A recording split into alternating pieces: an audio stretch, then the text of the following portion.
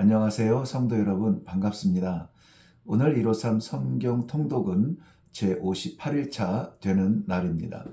오늘은 시편 58편과 61, 62편, 그리고 64편, 그리고 사무엘 하로 건너가서 19장부터 21장까지 읽고요. 다시 시편 5편에서 마무리하는 일정입니다. 책갈피를 사무엘하 19장에 살짝 꽂으시고 우리는 시편 58편으로 가 보겠습니다. 시편 58편 내용입니다. 한마디로 말하면 막무가내 독사와 같은, 그런데 그 독사에게 권력까지 있다면 과연 어떨까요? 끔찍한 일이 벌어질 것 같은데요. 게다가 아무 소리도 듣지 못하는 귀머거리라. 그러면 그야말로 아나무인이겠죠. 들리지도 않고 권력은 있고 거칠 것이 없고 이빨에는 독이 있다. 네, 이 난리의 문제에 대한 직면을 1절에서 5절까지 표현한 것이 바로 그런 내용이에요. 그럴 때에 즉시 6절부터 보면은 시인은 이렇게 변화를 꾀합니다. 하나님이여 그들의 입에서 이를 꺾으소서. 하나님께 맡기고 있죠. 다시 말씀드리면 1절에서 5절까지의 내용은 두렵고 끔찍한 둘러싸여 있는 원수들 앞에서 죽을 것 같지만 그래도 해결의 시작은 어디냐? 하나님이여, 하나님을 찾는 자리에 있다는 것입니다. 하나님께 그 판단을 맡기시기를 바랍니다. 우리는 판단하기에 익숙하지만 하나님께서 하시는 판단이 가장 바르고 정직할 줄로 믿습니다. 마찬가지로 지금 우리 삶 가운데 판단 한마디 한마디의 판단도 그렇거니와 영원하신 지존하신 하나님의 심판도 우리 생각대로 되지 않고 하나님 뜻대로 되어질 것입니다. 네, 시편 61편을 건너갑니다. 인생의 삶 가운데 하나님께 부르짖고 싶은 상황이 있다면 아마 오늘 본문 이 시를 기록한 시인은 오늘 본문이 그런 내용이 아닐까 싶습니다. 피할 곳이 정말 간절한 상황, 숨을 곳이 절실하게 필요한 시인의 급박한 모습입니다. 여호와 하나님이 바로 그 자리이며 바로 그 안에 있음을 말해주고 있습니다. 나의 피난처, 나의 망대, 주는 나의 장막, 주의 날개 아래 거하는 이 평안함. 우리가 아무리 잘 준비한다 할지라도 선조들의 교훈은 동일합니다. 인생은 나그네 길이야. 그런데 그 길에 갈 곳과 피할 곳과 잘 곳과 쉴 곳이 있다면 그 길은 얼마나 복된 길이 될까요? 하나님 앞에 서라고, 하나님 앞에 서야 한다고 그렇게 초청하시는 말씀의 기록으로 받으시기를 바랍니다. 시편 62편입니다. 잘하시는 말씀이네요. 나의 영혼이 잠잠히 하나님만 바랍니다. 하나님은 나의 구원이시요 반석이시요 요새이기 때문입니다. 나의 영혼이 잠잠히 하나님만 바랄 것입니다. 하나님은 나의 소망이시며 반석이시며 구원이시며 요새이기 때문입니다. 그리고 이렇게 요청합니다. 백성들아, 시시로, 이 시시로는 때때로 보다 조금 더 적극적인 표현으로는 언제든지 그를 의지하라. 우리를 피하지 아니하시는 하나님, 그를 의지하라. 시인의 지금 이 순간은 구원이 필요한 순간, 의지가 필요한 자리, 피할 곳이 필요한 상황입니다. 바로 아들의 반역, 동지들의 배반, 백성들의 동조, 이 삼중적 끔찍한 그 밤을 보내야 되는 다윗. 그럴 때 그는 호련히 이렇게 독백합니다. 나의 영혼아 잠잠히 하나님만 바라라. 이것이 그의 신앙이라면 멋있지 않습니까? 우리도 시시로 하나님만 바라는 그러한 신앙을 소원합니다. 시편 64편 말씀입니다. 원수들 앞에서 느끼는 두려움은 우리 모두의 진실이고 사실입니다. 그러나 7절 말씀에 보면 하나님이 그들을 쏘시리니 그들이 갑자기 화살에 상하리로다. 여기 상한다는 말은 죽음의 상처인데요. 하나님께서 그들을 쏘실 때에 그들이 갑자기 화살에 망하리로다. 빗나가지 않는 하나님의 화살, 바로 우리의 원수를 겨냥하고 있습니다. 그들은 기세를 올리는 듯하나 반드시 엎드러질 것입니다. 그러므로 10절 말씀은 이렇게 노래합니다. 의인의 즐거움은 여호와로 말미암아 부르는 즐거운 찬양이 될 것입니다. 네, 이 시의 배경이 되는 사무엘하 19장으로 건너가 보겠습니다. 사무엘하 19장은 내용은 이렇습니다. 전쟁에 계속되는 승리에도 장군 요압은 도망자처럼 조용히 입성을 하네요. 전쟁에 승리하고도 주군의 마음을 잃었기 때문입니다. 왕이 예루살렘 성으로 귀환하려고 요단강을 건널 때 다윗의 피난길에 돌을 던지며 저주했던 시므이, 그 시므이가 달려와 용서를 구합니다. 요단강을 건너와서 맞이하는 그 모습을 기록하고 있습니다.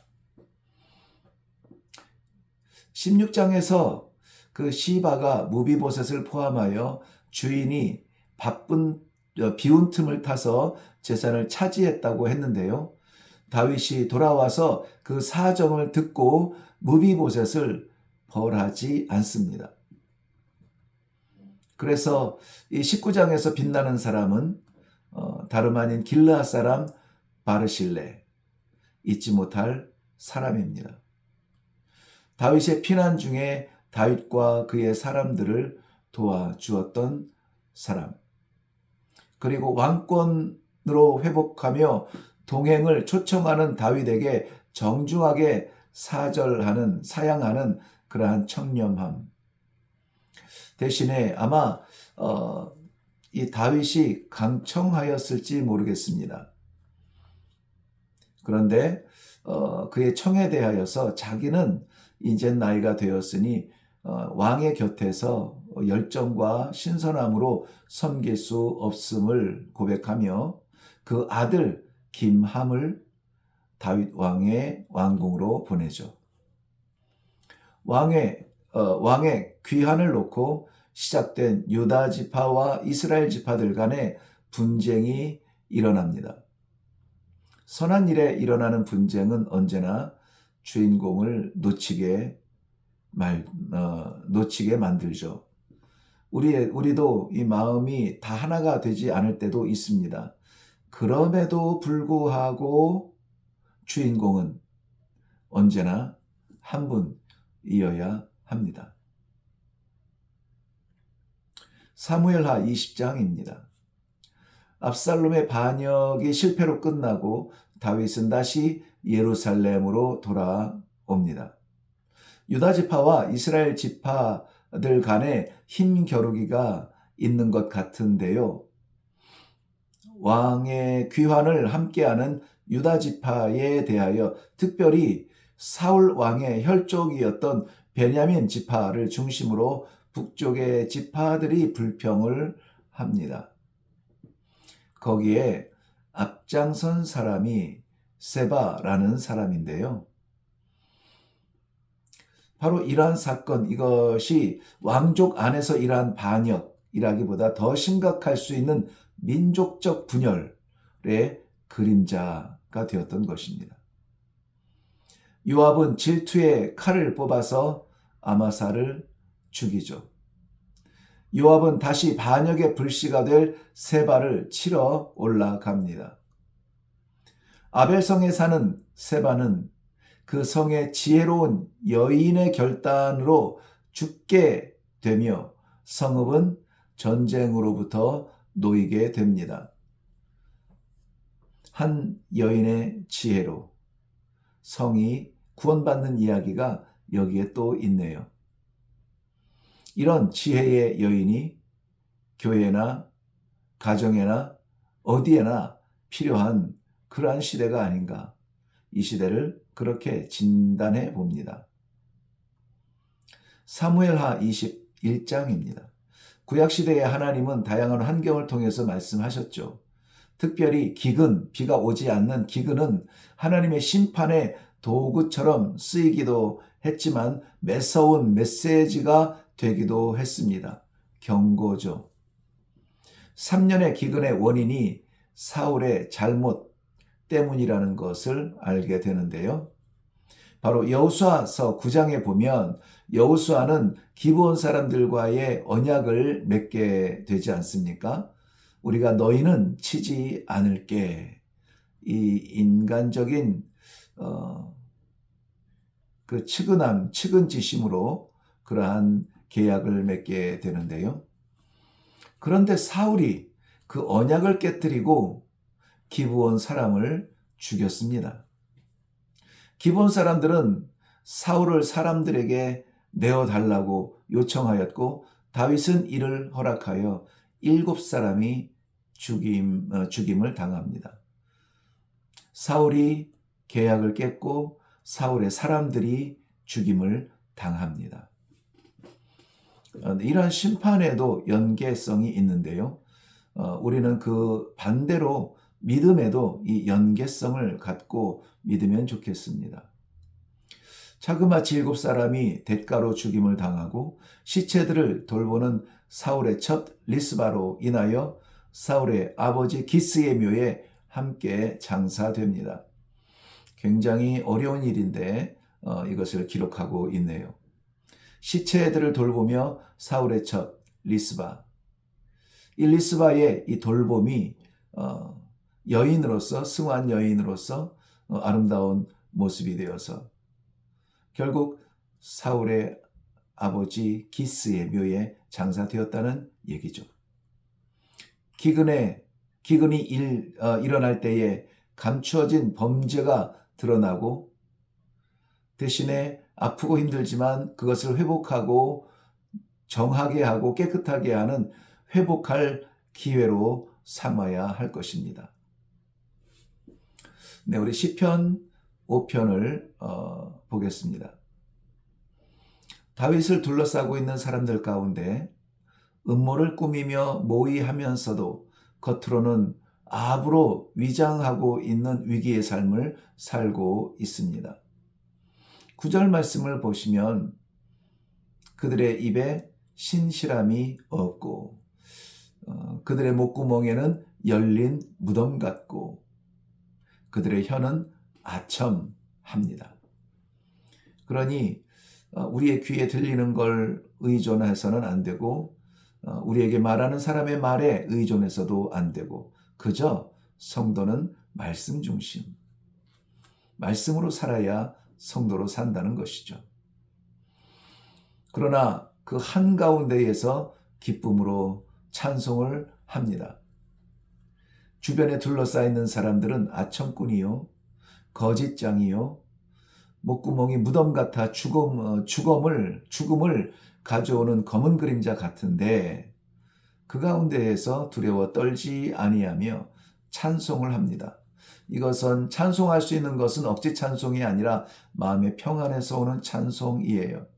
말씀을 의지하고 살아계신 하나님 아버지를 믿으면 이 일이 됩니다. 어떻게 그럴 수 있냐고요? 말씀드린 대로 둘러싼 원수들이 아니라 위를 바라보세요. 위에 계신 하나님 아버지를 바라보시고 그 신실한 약속을 믿으세요. 우리는 지나치게 둘러싼 문제의 마음을 빼앗기는데요. 부디 위를 보는, 하늘을 보는, 그래서 하나님과 소통하고 영통하는 성도의 축복을 누리는 우리 모두가 되기를 주님의 이름으로 축원합니다.